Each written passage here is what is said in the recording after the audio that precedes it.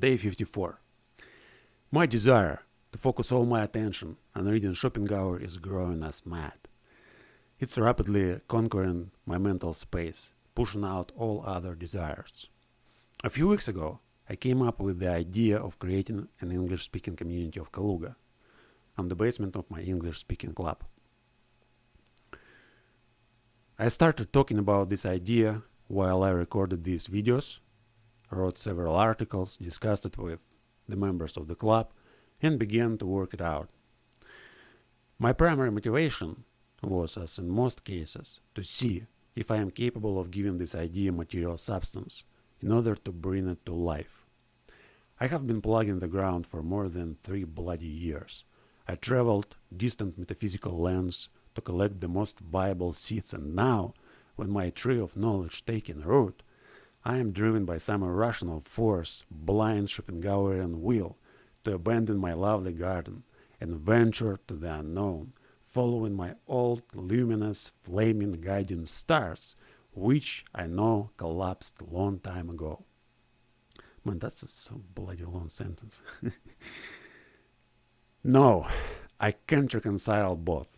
I don't need to sink in extreme asceticism to study philosophy. Not this time. Although I enjoyed reading books for 10 hours a day and spending the rest on exercises and thinking, avoiding all sorts of social interactions, now I may try something new. So I'm gonna read Schopenhauer, talk about him and his ideas, dedicate most of my time to this activity, but not with undivided attention. I'm also going to work on the community, not just preparing discussions for the club, but doing something to make the community grow. Yesterday I slandered myself, saying that I was a bad person before I met Schopenhauer. Still can't figure out why did I do that, since it was nothing but lie. Anyway, today I'm going to talk about free will.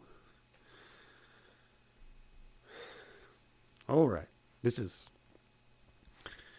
my morning meditation. Yesterday I spent almost 4 hours reading fragments for history, for history of philosophy. forgot the title of the essay. Now I'm reading Parerga and Paralipomena. It's late works of Schopenhauer, and I'm gonna read them, and after that I'm gonna read The World as Will and Representation, and maybe some other essays. Maybe I also want to read some of his letters and diaries, maybe autobiography written by somebody else. I'm gonna study Schopenhauer more deeply. I mean, I already did that when I thought in Russian, like 9 years ago, almost 9 years ago. But now I want go even deeper and see how it's gonna help me to understand the world better. Why am I doing that?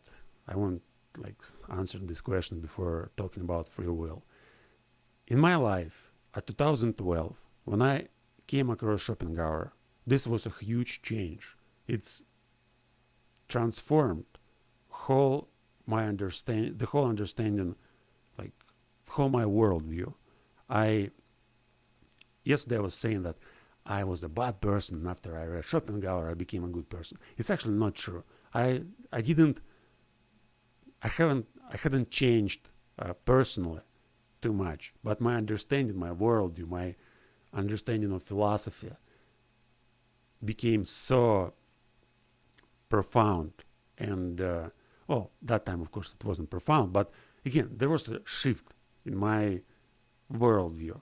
I remember it. I remember this period. It's not just one day or few days. Since I'm writing diaries every day for more than a decade, so I have a pretty long personal history, and I may see different changes on a long-term scale. So I may see changes which happen not just in weeks or months. I may see changes which are happening in years and 5 years.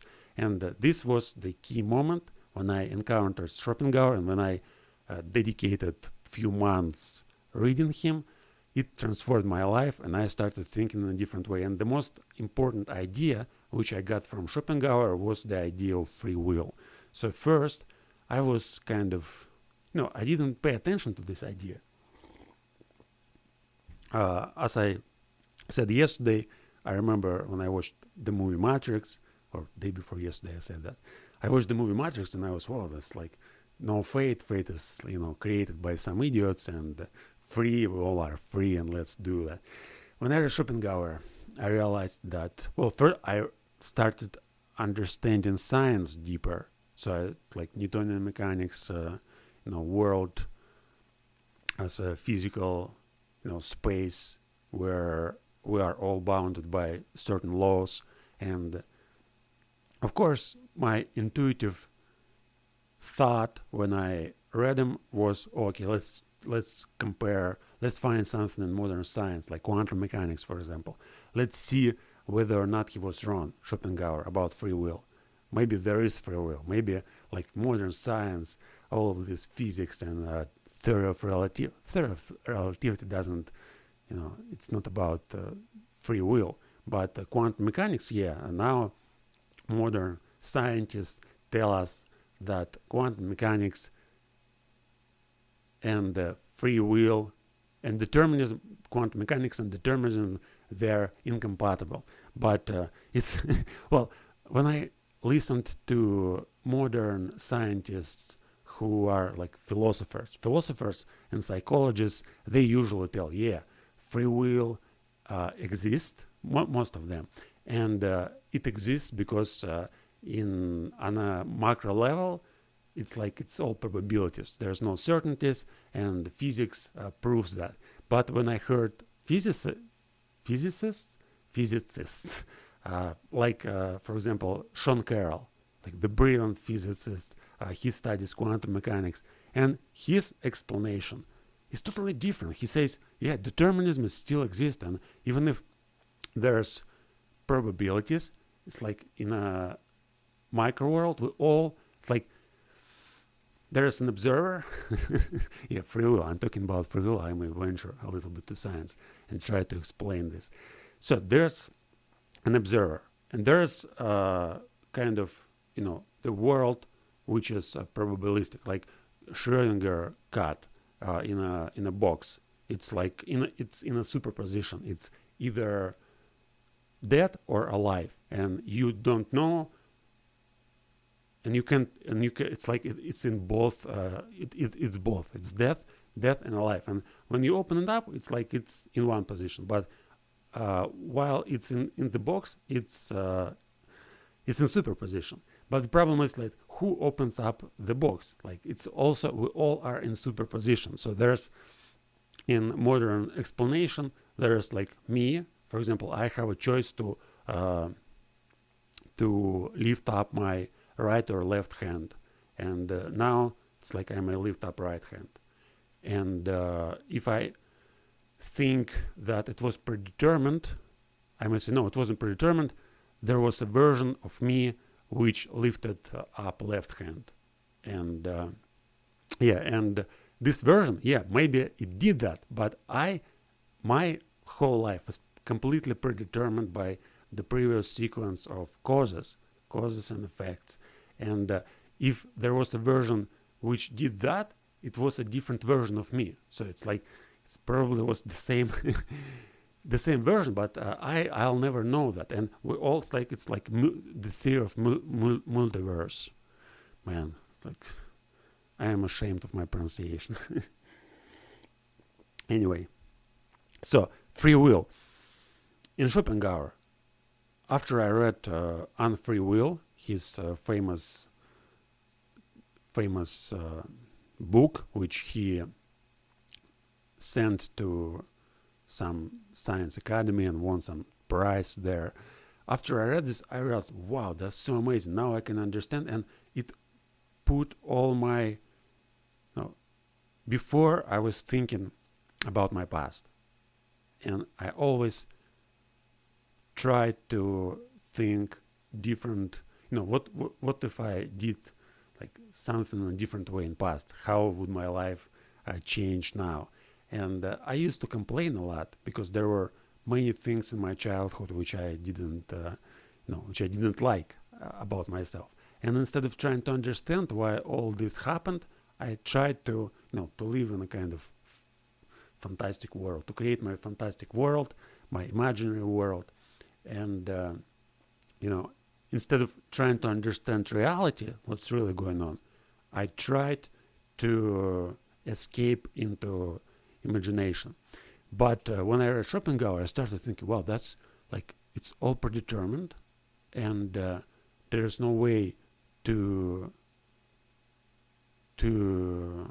it's like basically the whole life, like I'm standing here talking to the camera, and if I start a new talk, it's going to be different talk, but this talk is already recorded, and every word which I said, it's going to be the same word. So I watch myself on the camera, and I see that there was no way to escape saying this or that word, because like it's all just one stream.